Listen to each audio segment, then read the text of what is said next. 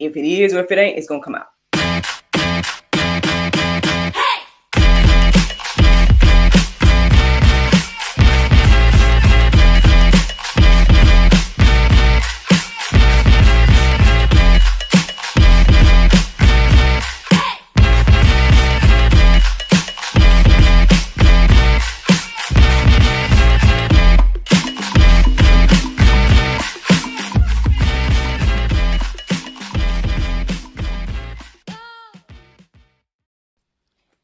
Good morning, everybody. It's your girl, Miracle Sims, and you're listening to God, Sex, and Love, your daily dose of inspiration, the juice. It is December the 29th, 2021, and today the topic is warnings and rejection. Good morning, everyone. I am feeling a little bit icky, but I'm going to push through and share this with you all today. I hope that you all are encouraged and inspired, but I hope that you also take heed and everything like that. Let me go ahead and get into it. Basically, long story short, I did my prayer meditation this morning, and after reflecting, the phrase "a good idea versus a God idea" stood out to me. At the moment that it stood out, it just, I was thinking about, I guess God's vision for 2022 and things like that, because that's what my prayer meditation was centered around. However, as I started to look up verses and the verses that stood out to me, I guess maybe revelation came to me this morning, or was shown to me this morning. I don't know, but all I'm saying is that the topic changed from a good idea to versus a God idea to warnings and rejection. So, and then also I would say I was reminded of some things that Marcus Rogers has said, and he's the one that actually, I guess that I would say I got that phrase from, a good idea versus a God idea. So I don't know if all this is connected. I don't know. All I'm saying is that's what came to me this morning. And so, basically, as I was doing, looking up the verses and whatnot, I can't remember which verse in particular at the moment, but it was a verse in Daniel 4 that stood out to me, and I ended up reading the entire thing. Now, what stood out to me the most was the last verse in that, Daniel 4:37. But I think I'm going to go ahead and just read them in order of the ones that stood out to me and go from there.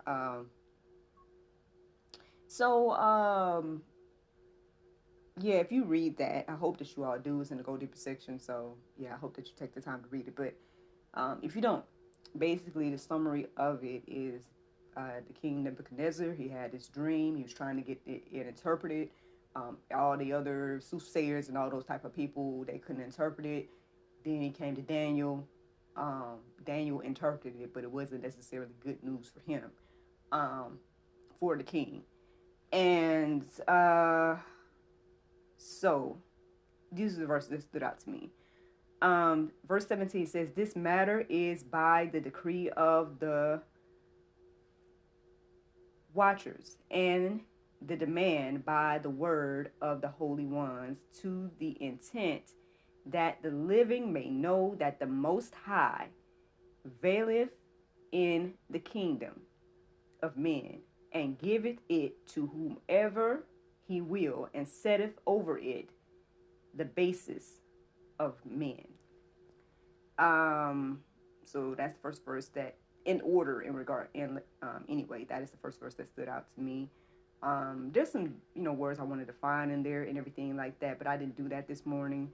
So I hope that you all do that if you feel the need to.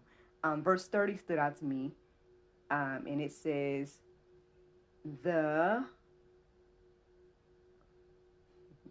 king spaken and said, "Is not this great Babylon that I have built for the house of the kingdom by the might of my power and for the honor of my majesty.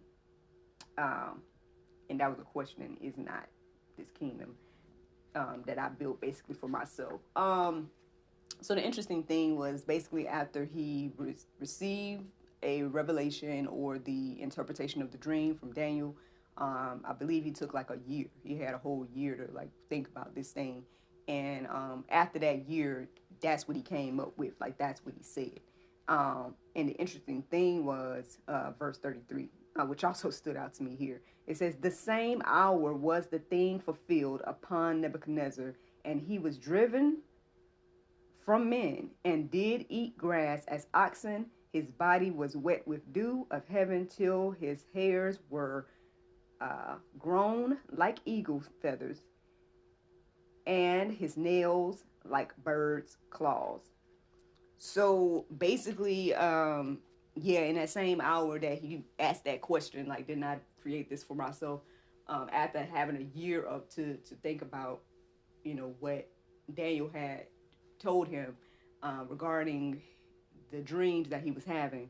The very thing that was interpreted, the very thing that was, warned, that he was warned about, happened in that same hour.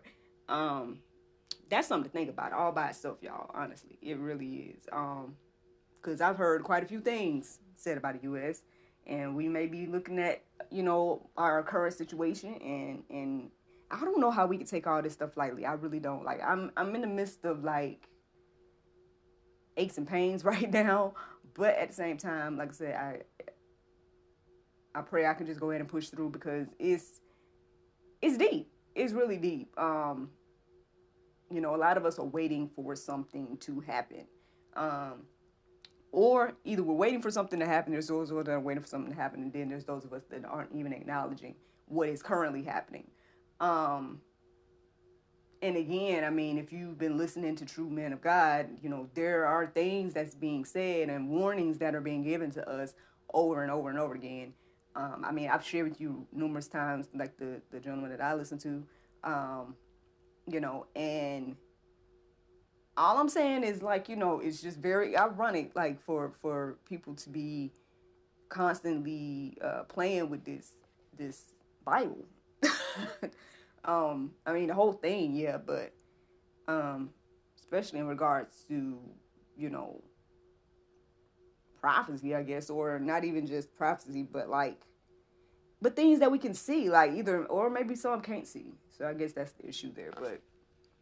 But anyway, so the last verse that stood out to me, which was technically the first verse that stood out to me, it says, it's Daniel 4:37. It says, now I, Nebuchadnezzar, praise and extol and honor the King of heaven, all whose works are truth, and his way judgment, and those that walk in pride he is able to abase. He is able to abase. So, I mean, he I guess these things came back to Nebuchadnezzar's mind through his period of, when God humbled him, and, and so he basically had to change his heart, and, God restored him and everything like that. I mean, sometimes I just wish we all just would do things the way my mom taught me, man. Like, to just learn from other people's mistakes. We can see all throughout history, different nations, right? We can see in the Bible about different nations and different people, and when they did things their own way versus God's way. And so, yeah, I mean, I hope that you all are concerned. I hope that you guys go and take a look at the Go Deeper section, read this entire, and,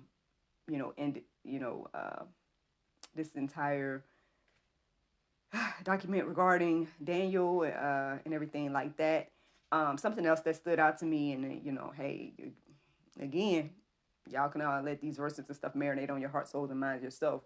But the other verses that are in the Go Deeper section is Zephaniah 2:1-15, because that stood out to me as well. I didn't write any of that down because I guess the focus was more so on Nebuchadnezzar and Daniel and everything like that this morning. But y'all, that's the juice. That's the juice. It might be full of pulp. It might be tart for you. You might not like it. But I'm just saying we need to take heed to the warnings while they're still warnings, and not while they're like consequences. But that's just me.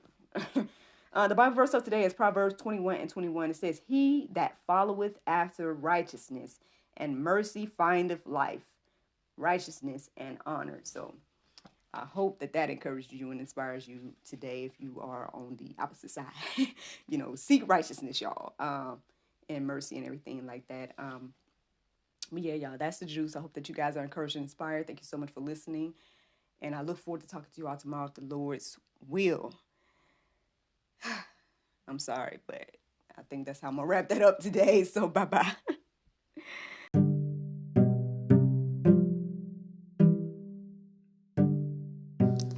Hello everyone, it's your girl Miracle Sims, and you already know that your girl is now an author, and my very first publication is none other than a creation inspired by the juice.